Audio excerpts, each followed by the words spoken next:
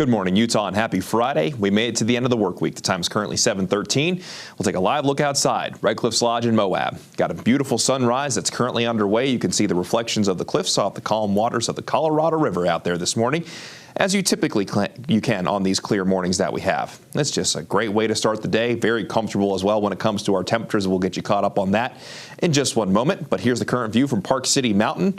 Looking down, and the fall colors, fantastic. The aspens and the Wasatch back, they are doing their thing. And if you haven't made your way into the high country just yet to see the fall foliage, I'm going to recommend that you do it over the next few days, because once we get past this week, we're going to be moving past the peak fall foliage colors for the most part. But again, still looking great for the time being. Temperature-wise, definitely a little chilly in Logan, sitting at 39 degrees, while the vast majority of the state are waking up with temperatures mainly in the 40s and 50s, while St. George just comfortable, sitting at 56 degrees. Your pumpkin patch cast for today at 10 o'clock this morning in Salt Lake will be in the upper 50s, low 70s by the early afternoon, and by this evening, if you're heading to the pumpkin patch, it should be great, middle 60s, and also looking pretty good if you're going to be heading to any Friday night football games. The weather won't be getting in your way as we go through today, with daytime highs that'll come in close to, but a little bit above our seasonal averages. In northern Utah, that'll mean 60s and 70s. Down in southern Utah, that's going to mean 70s and 80s for the most part.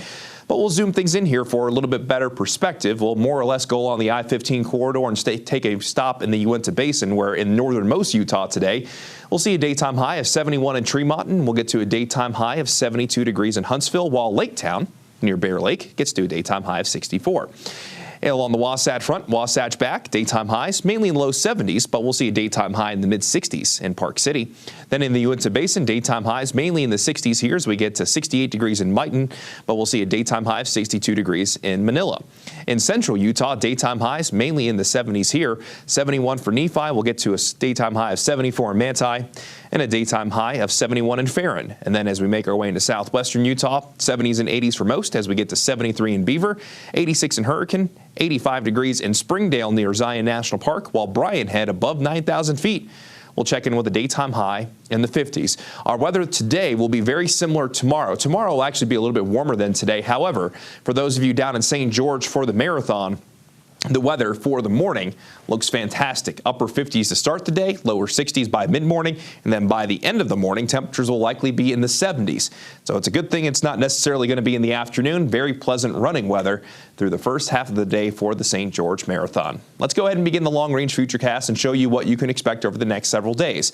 A dome of high pressure is currently in control, and as we go into this weekend, we're not going to see many changes with that. And with a little bit more of a southerly wind, our daytime highs will come up that little bit more. So we'll be about 2 to 3 degrees above average today. And then for the weekend into early next week, daytime highs will be roughly 5 to 10 degrees above our seasonal average. Given this time of year, though, it still will be pretty comfortable.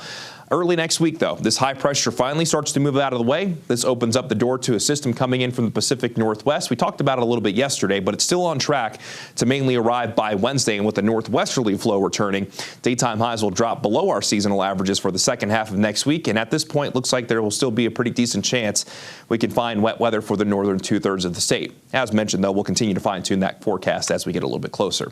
For those of you in St. George, mid to upper 80s today, then it's upper 80s for tomorrow and Sunday, and likely sticking in the upper 80s through Monday. Then as we start to see that system approach, while it's at this point it's unlikely we'll see wet weather in St. George, daytime highs will dial back into the 70s by the middle of next week. Then along the Wasatch front, daytime highs in the low 70s today, mid to upper 70s Saturday, Sunday, and Monday, with overnight lows mainly in the low 50s by that point.